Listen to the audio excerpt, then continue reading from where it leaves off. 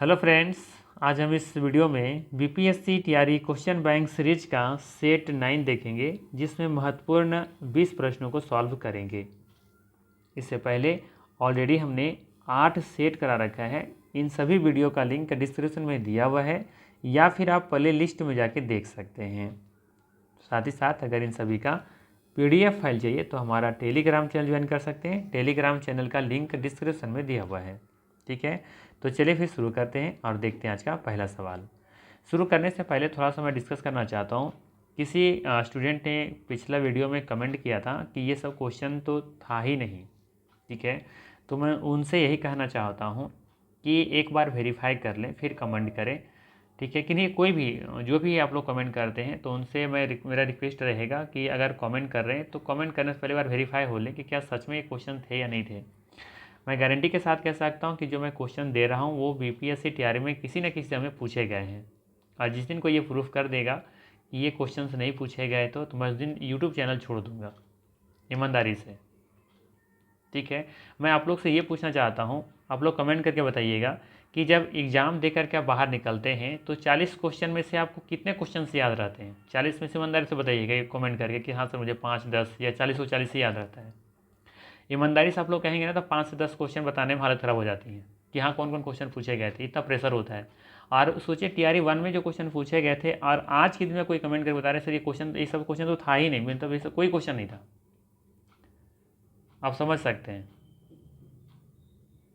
तो मुझे ताज्जुब होती है इस तरह से कमेंट पढ़ते हैं, तो मुझे लगता है कि एक बार वेरीफाई कर लेनी चाहिए, क्योंकि मुझे जो सोर्सेस मिले हैं जहाँ से मैं जो क्वेश्चन बैंक है वहाँ से मैं इस क्वेश्चन को लेकर के आता हूँ, सब डिटेल्स में बनाने की कोशिश करता हूँ और आप लोगों के बीच लाता हूँ।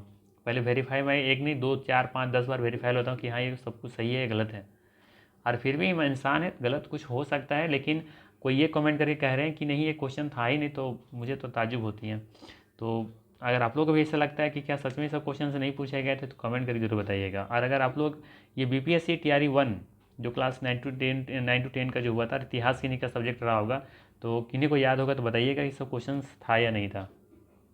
ठीक है, क्या कुछ कुछ याद आ रहा है या नहीं आ रहा है, या फिर किन्हीं के पास अगर वो सेट होगा तो एक बार उस क्वेश्चन को एक बार इससे मिला करके देखिएगा, क्योंकि हो सकता है थोड़ा आगे पीछे क्वेश्चन हो सकते हैं, लेकिन क्वेश्चन तो होगा ना कहीं 40 क्वेश्चन में।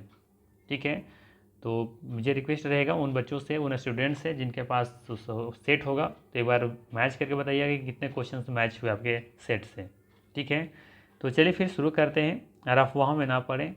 मुझे लगता है कि मैं जो आपको दे रहा हूँ वो ऑथेंटिक चीज़ दे रहा हूँ, इसमें कोई भी गलत नहीं कि मैं कर रहा हूँ। जो भी चीज़ें हैं सोर्सेस से लेकर के हम आपको पहुँचाने की कोशिश करते हैं आपके तक। ठीक है, तो चलिए फिर शुरू कर लेते हैं और देखते हैं आज का पहला प्रश्न। आज का पहला प्रश्न है आपके लिए, अमेरिका के इतिहास में 4 जुलाई 1776 क्यों महत्वपूर्ण मानी जाती हैं? ऑप्शन है जॉर्ज वाशिंगटन का राष्ट्रपति के रूप में चुनाव, दास प्रथा का उन्मूलन, अमेरिकी स्वतंत्रता की घोषणा, एक से अधिक होगा, या फिर उपयुक्त में से कोई नहीं। बीपीएससी टीआरई 1.0 में ये सवाल पूछा गया था। ध्यान रखिएगा, इसका सही आंसर है ऑप्शन नंबर, यहाँ पे देखेंगे तो सी सही होगा। ठीक है, 4 जुलाई 1776 ईस्वी को अमेरिका इतिहास में महत्वपूर्ण माना जाता है, क्योंकि इस तिथि को अमेरिका की स्वतंत्रता की घोषणा की गई थी। ठीक है, आपको याद रखनी है, अमेरिका स्वतंत्रता संग्राम 1775 से लेकर के 1783 के मध्य चलाया गया था। ये भी याद रखनी है कि 4 जुलाई को, कब? 4 जुलाई को। ठीक है, 4 जुलाई को अमेरिका का राष्ट्रीय दिवस के रूप में मनाया जाता है। ठीक है, और चाहे तो थोड़ा सा याद रख सकते हैं कि अमेरिका के 13 औपनिवेशक पर ब्रिटेन का अधिकार था। ठीक है, चलिए लेते हैं अगला सवाल। बाकी बहुत कुछ यहाँ लिखी गई, इसे आप लोग PDF में जरूर पढ़िएगा। चलिए अगला सवाल लेते हैं। अगला सवाल है, फ्रांसीसी क्रांति के समय फ्रांस का शासक था, कौन था? लुई 16वां, लुई 14वां, लुई 13वां, एक से अधिक होगा, या फिर उपयुक्त में से कोई नहीं। तो याद रखना है, फ्रांसीसी क्रांति के समय फ्रांस का शासक लुई 16वां था। ये ऑप्शन बिल्कुल यहाँ पे सही है, ध्यान रखनी है। ठीक है, लुई 16वां फ्रांसीसी राजा है जो बुर्बो राजवंश से ताल्लुक रखता था, जिसने 1774 ईस्वी में राज सत्ता प्राप्त की थी। फ्रांसीसी क्रांति के समय फ्रांस में सामंती व्यवस्था थी, ये भी आपको याद रखनी है। और लुई 16वां की पत्नी मेरी एनवानेत ऑस्ट्रिया की राजकुमारी थी। ऑस्ट्रिया की जो राजधानी वियना है, है ना, तो वहाँ की वो राजकुमारी थी वो। लुई 16वां को देशद्रोह के अपराध में फांसी दी गई थी, आपको ये भी याद रखनी है, ठीक है। और फ्रांसीसी क्रांति 14 जुलाई 1789 ईस्वी से शुरू हुई थी, है ना। और ये भी याद रखना है कि 14 जुलाई को ही फ्रांस में राष्ट्रीय दिवस के रूप में मनाया जाता है, ठीक। चलिए लेते हैं अगला सवाल। अगला सवाल है, औद्योगिक क्रांति के दौरान सूती वस्त्र उद्योग में क्रांति लाने वाली स्पिनिंग जेनी का आविष्कार था, कौन था? जॉन के, सैमुअल क्रॉम्पटन, जेम्स हारग्रीव्स, एक से अधिक होगा या फिर उपयुक्त में से कोई नहीं। क्लास 10th का किताब से एक क्वेश्चन पूछा गया है, ठीक है। और ऊपर वाला भी क्वेश्चन जो थे ना, वो भी क्लास 10th का ही इतिहास से क्वेश्चन लिया गया है, ठीक है। और ये भी क्लास 10th का इतिहास बुक से ही है, ठीक है।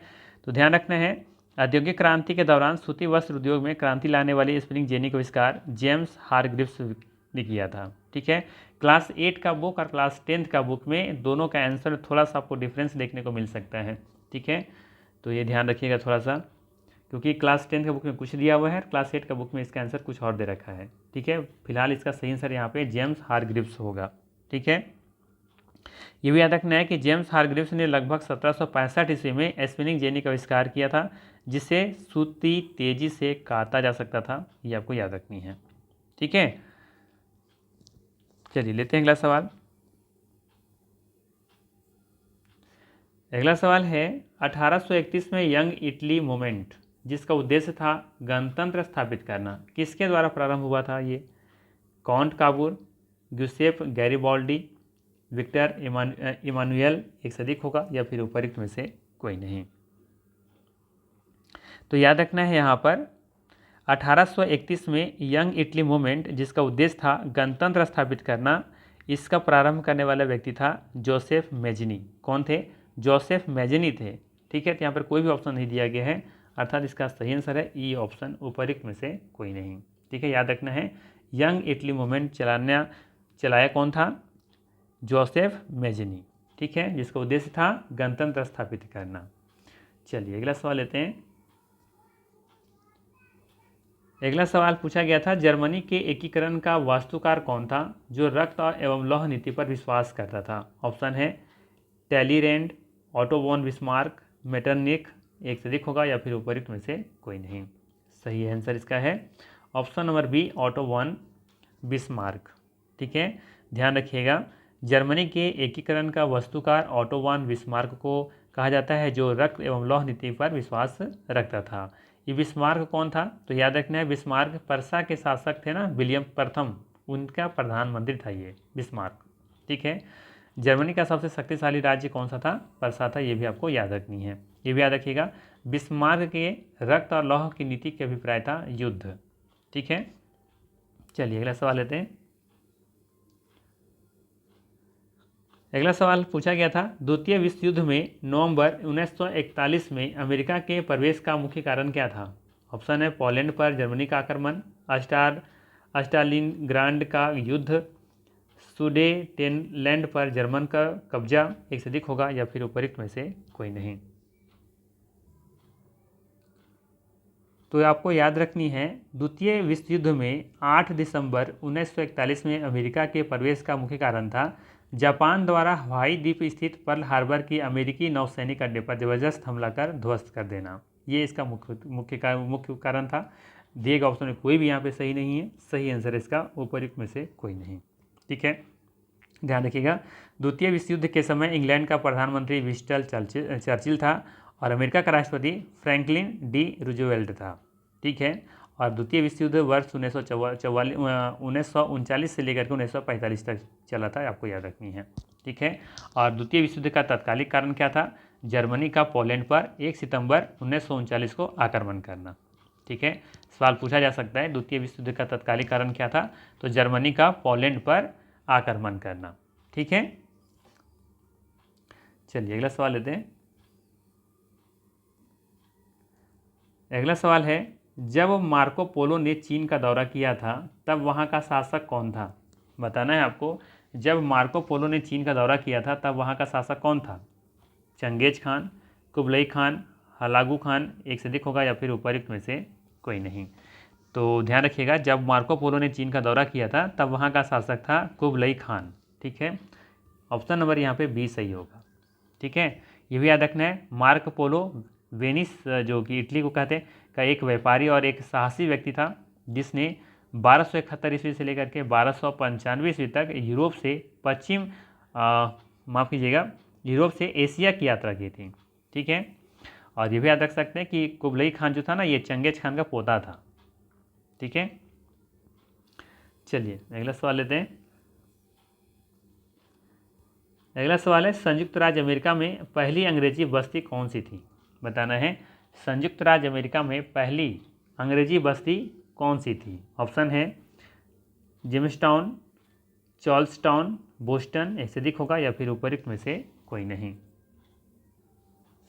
सही आंसर होगा ए ऑप्शन, जेम्सटाउन। ठीक है, ध्यान रखिएगा, संयुक्त राज्य अमेरिका में पहली अंग्रेजी बस्ती जेम्सटाउन थी। ठीक है, जेम्सटाउन कॉलोनी उत्तर अमेरिका में पहली अस्थायी अंग्रेजी बस्ती वर्तमान में देखा जाए तो विलियम्सबर्ग वर्जीनियस के पास ये स्थित है। ठीक है, तो इतना डीपली आपको नहीं याद रखनी है, सिंपल से याद रखना है कि संयुक्त राज्य अमेरिका में पहली अंग्रेजी बस्ती कौन सी थी? जेम्सटाउन थी। ठीक है, चलिए लेते हैं अगला सवाल। अगला सवाल है, टेनिस कोर्ट की शपथ किस क्रांति से संबंधित है? अमेरिकी, रूसी क्रांति, फ्रांसीसी क्रांति, से अधिक होगा या फिर उपयुक्त में से कोई नहीं। तो याद रखना है, टेनिस कोर्ट की शपथ फ्रांसीसी क्रांति से संबंधित है। टेनिस कोर्ट की शपथ का प्रस्ताव मोनियर के द्वारा रखा गया था। ठीक है, किनके द्वारा? मोनियर। ठीक है, ध्यान रखिएगा, ये मोनियर के द्वारा रखा गया था। ठीक है, तो इसका सही आंसर है यहाँ पे ऑप्शन नंबर हो जाएगा सी, फ्रांसीसी। अच्छा, बात करें यहाँ पे फ्रांसीसी की क्रांति की शुरुआत कब हुई थी? तो ध्यान रखना है, फ्रांसीसी क्रांति की शुरुआत हुई थी 14 जुलाई 1789 को। ठीक है ना, चलिए लेते हैं अगला सवाल। और रूसी क्रांति कब हुई थी? यहाँ पे लिख लीजिएगा, रूसी क्रांति की शुरुआत हुई थी 1917 में। ठीक है, चलिए अगला सवाल है, मित्र राष्ट्रों ने सेवर्स की संधि किस देश के साथ की थी? सवाल है, मित्र राष्ट्रों ने सेवर्स की संधि किस देश के साथ की थी? ऑप्शन है जर्मनी, टर्की, हंगरी, एक से अधिक होगा या फिर उपयुक्त में से कोई नहीं। तो याद रखनी है, मित्र राष्ट्रों ने सेवर्स की संधि टर्की के साथ की थी, जिसे तुर्की या तर्की भी कहते हैं। ठीक है, तो इसका सही आंसर है यहाँ पे बी ऑप्शन। ठीक है, याद रखना है, मित्र राष्ट्रों से पराजित टर्की के साथ सेवर्स की संधि 10 अगस्त 1920 ईस्वी को संपन्न हुई थी। ठीक है ना,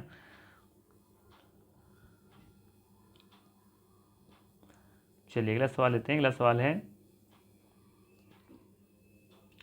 1733 में फ्लाइंग शटल मशीन का आविष्कार किसने किया था? सवाल पूछा गया था, 1733 में फ्लाइंग शटल मशीन का आविष्कार किसने किया था? ऑप्शन दे रखा है James Hargreaves, John Edmund Cartwright, एक से अधिक होगा या फिर उपयुक्त में से कोई नहीं। तो ध्यान रखना है, यहाँ पे 1733 ईस्वी में फ्लाइंग शटल मशीन का आविष्कार जॉन के ने किया था। ठीक है, जॉन के, अर्थात यहाँ पे बी ऑप्शन क्या हो जाएगा? सही हो जाएगा। जबकि औद्योगिक क्रांति के दौरान सूती वस्त्र उद्योग में क्रांति लाने वाली स्प्रिंग जेनी का आविष्कार किसने किया था? जेम्स हारग्रीव्स ने किया था। ठीक है, स्प्रिंग जेनी का। ठीक है, तो ये आपको याद रखनी है। चलिए अगला सवाल है, किस संधि के द्वारा 30 वर्षीय युद्ध की समाप्ति हुई थी? बताना है, किस संधि के द्वारा 30 वर्षीय युद्ध की समाप्ति हुई थी? ऑप्शन दे रखा है ऑक्सबर्ग की संधि, वेस्टफेलिया की संधि, ड्रायोनोन की संधि, एक से अधिक होगा या फिर उपयुक्त में से कोई नहीं। तो याद रखना है, वेस्टफेलिया की संधि के द्वारा 30 वर्षीय युद्ध की समाप्ति हुई थी। बी ऑप्शन यहाँ पे सही है। वेस्टफेलिया की संधि 1648 ईस्वी में ये हुई थी। ठीक है, और साथ ही साथ ध्यान रखिएगा, 1618 ईस्वी से लेकर के 1648 ईस्वी तक कैथोलिक और प्रोटेस्टेंटों के बीच ये युद्ध हुआ था, जिसे यूरोप के इतिहास में 30 वर्षीय युद्ध कहा जाता है ना। और ऑक्सबर्ग की संधि हुआ था 1555 में। ये भी याद रख सकते हैं यहाँ पे, ठीक है। और ट्रायोनोन जो है ये ट्रायोनोन होना चाहिए था। ट्रायोनोन की जो संधि हुई थी ये हंगरी के साथ हुआ था 4 जून 1920 को। चलिए लेते हैं अगला सवाल। अगला सवाल है, पेरिस शांति सम्मेलन में इटली का प्रतिनिधित्व किसने किया था? पेरिस शांति सम्मेलन में इटली का प्रतिनिधित्व किसने किया था? लॉयड जॉर्ज, ऑरलैंडो, जॉर्जियस क्लेमेंसियो, एक से अधिक होगा या फिर उपयुक्त में से कोई नहीं। सही आंसर है यहाँ पे option number B option Orlando, ठीक है। पेरिस शांति सम्मेलन में इटली का प्रतिनिधित्व ऑरलैंडो ने किया था। ऑरलैंडो के नेतृत्व में इस सम्मेलन में इटली की संतुष्टि प्राप्त नहीं हुआ था, ये भी आपको याद रखनी है, ठीक है। तो बी ऑप्शन यहाँ पे सही होगा।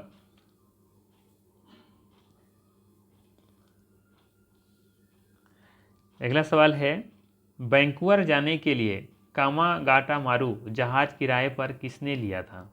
ऑप्शन है हरनाम सिंह, गुरमीत सिंह, करतार सिंह, एक से अधिक होगा या फिर उपयुक्त में से कोई नहीं।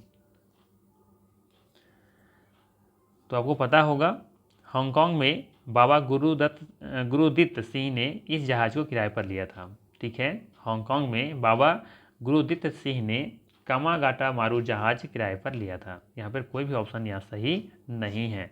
सही आंसर क्या होगा? ई ऑप्शन, उपयुक्त में से कोई नहीं, ठीक है। और ये जो आपका कामागाटामारू जहाज था ना, ये भाप शक्ति से चलती थी, ठीक है। कामागाटामारू जहाज हांगकांग से कनाडा के बंदरगाह वैंकूवर की ओर प्रस्थान किया था। इस जहाज में देखेंगे तो 376 यात्री सवार थे। कितना?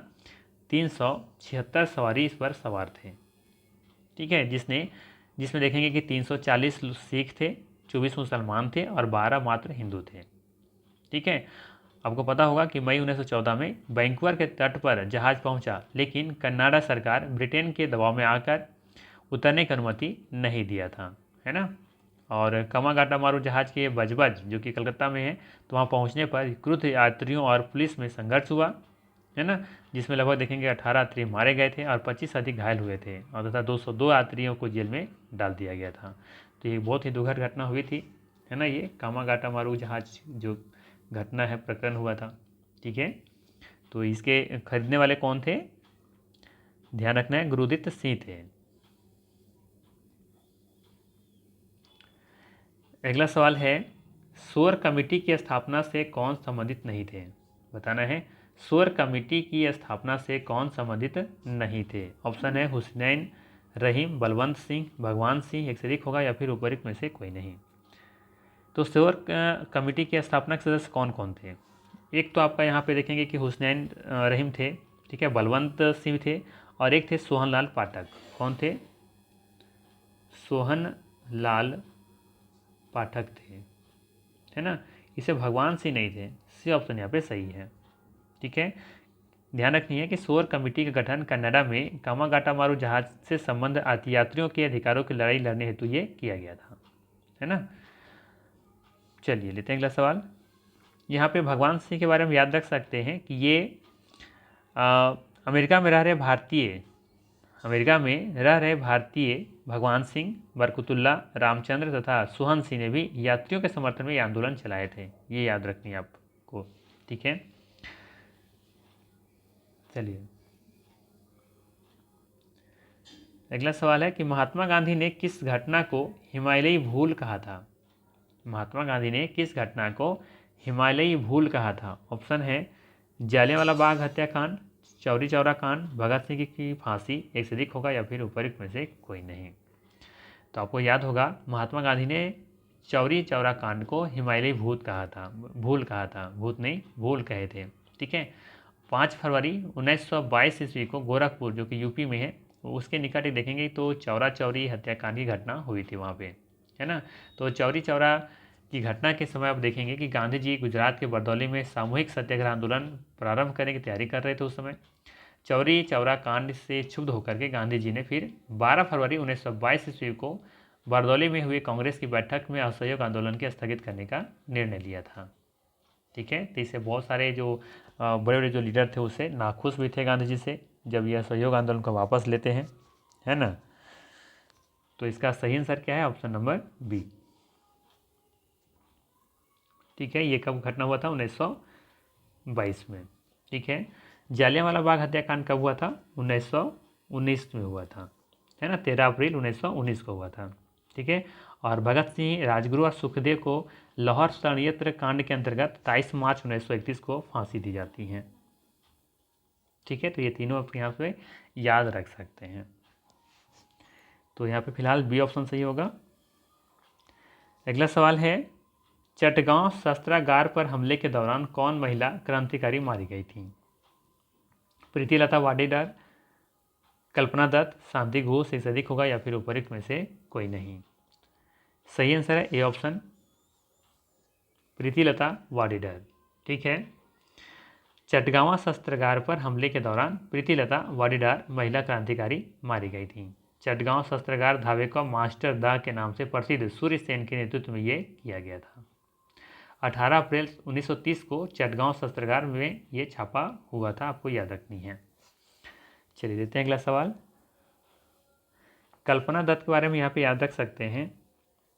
कल्पना दत्त को सूर्य सेन के साथ गिरफ्तार कर आजीवन कारावास की सजा दी गई थी इसी के केस के मामले में, ये अभी याद रख सकते हैं। ठीक है, चलिए अगला सवाल है, इनमें से कौन क्रांतिकारी काकोरी ट्रेन कांड से संबंधित नहीं था? अशफाक उल्ला खान, या फिर खान होना चाहिए था, उल्ला खान। इसके बाद है ऑप्शन में राम प्रसाद बिस्मिल, प्रफुल्ल चाकी, एक से अधिक होगा या फिर उपरोक्त में से कोई नहीं। पूछा जा रहा है आपसे, काकोरी ट्रेन कांड से संबंधित नहीं थे, तो आप देखेंगे कि क्रांतिकारी प्रफुल्ल चाकी काकोरी ट्रेन कांड से संबंधित यहाँ पे नहीं थे। काकोरी ट्रेन कब हुआ था? 9 अगस्त 1925 को हुआ था, है ना, ये काकोरी ट्रेन कांड हुआ था 9 अगस्त 1925 को। ठीक है, इस घटना का अंजाम कौन दिया था? तो हिंदुस्तान रिपब्लिकन एसोसिएशन HRA नाम से क्रांतिकारी संगठन के द्वारा ये किया गया था। ठीक है, हिंदुस्तान रिपब्लिकन एसोसिएशन संस्था के द्वारा 9 अगस्त 1925 को उत्तर रेलवे के लखनऊ सहारनपुर संभाग के काकोरी नामक स्थान पर 8 down Saharanpur Lucknow passenger train पर डकैती डाल करके सरकारी खजाना लूट लिया गया था। यह घटना काकोरी कांड के नाम से प्रसिद्ध हुई थी। ठीक है, काकोरी कांड में 29 क्रांतिकारियों को गिरफ्तार किया गया था, जिसमें रामप्रसाद बिस्मिल, अशफाक उल्ला खां, रोशन लाल सिंह, राजेंद्र लाहिड़ी को फांसी हुई थी, जबकि चंद्रशेखर आज़ाद फांसी से बचकर फरार हो गए थे। ठीक है, तो यहाँ पे देखेंगे सी ऑप्शन सही है, प्रफुल्ल चाकी इसमें शामिल नहीं थे। ठीक है, तो यहाँ पे सही आंसर क्या हो जाएगा? सी ऑप्शन, है ना। ध्यान रखिएगा, खुदीराम बोस और प्रफुल्ल चाकी मुजफ्फरपुर हत्याकांड से हैं, जहाँ पर आप देखेंगे कि जॉर्ज किंग्सफोर्ड की हत्या करने के लिए बम फेंके थे लोग, और भूलवश वकील जो थे वहाँ के प्रिंगल कैनेडी की पुत्री और पत्नी की मृत्यु हो गई थी, है ना, तो उसके लिए दोषी थे। मुजफ्फरपुर हत्याकांड से संबंधित है ये प्रफुल्ल चाकी और खुदीराम बोस। ठीक है, तो यहाँ पे सही आंसर क्या है? C option. ठीक है, चलिए अगला सवाल ले लेते हैं। अगला सवाल है, 1 नवंबर 1913 को गदर का पहला अंक किस भाषा में प्रकाशित हुआ था? बताना है, 1 नवंबर 1913 को गदर का पहला अंक किस भाषा में प्रकाशित हुआ था? ऑप्शन है गुरुमुखी, उर्दू, हिंदी, एक से अधिक होगा या फिर उपरोक्त में से कोई नहीं। तो याद रखना है, 1 नवंबर 1913 को गदर का पहला अंक उर्दू भाषा में प्रकाशित हुआ था। ठीक है, बी ऑप्शन यहाँ पे सही है। ठीक है, गदर एक साप्ताहिक पत्र था जिसके प्रथम संस्करण का प्रकाशन 1 नवंबर 1913 को सैन फ्रांसिस्को से किया गया था। सैन फ्रांसिस्को से किया गया था ये। ठीक है, 9 दिसंबर 1913 से गुरुमुखी में भी छपने लगा था ये पत्र। ठीक है, और यह पत्र हिंदी, अंग्रेजी और गुजराती में भी प्रकाशित हुआ करता था। ठीक है, और गदर का एक अंक पख्तूनी भाषा में भी छपा था, आपको याद रखनी है, ये इंपॉर्टेंट लाइन है। गदर का एक अंक पख्तूनी भाषा में। ठीक है, किस भाषा में? पख्तूनी। ठीक है, तो यहाँ से पूछा जा सकता है, ध्यान रखिएगा, पख्तूनी भाषा। ठीक है, वैसे हम बात करें गदर पार्टी की स्थापना कब हुई थी, तो गदर पार्टी की स्थापना हुई थी 1913 ईस्वी में। कहाँ पे हुई थी? तो वहीं पे हुआ था, सैन फ्रांसिस्को में ही हुआ था। ठीक है, और गदर पार्टी के प्रथम अध्यक्ष कौन थे? सोहन सिंह भाखना, और महामंत्री थे लाला हरदयाल। ठीक है। तो इन सब चीज़ों को आपको ध्यान में रखना है। तो ये था महत्वपूर्ण 19 प्रश्न। अगर वीडियो अच्छा लगा हो तो लाइक ज़रूर कीजिएगा, चैनल पर नए हैं तो सब्सक्राइब कर लीजिएगा। बाकी फिर मिलते हैं हम लोग इसी तरह के नेक्स्ट वीडियो में। Thanks for watching.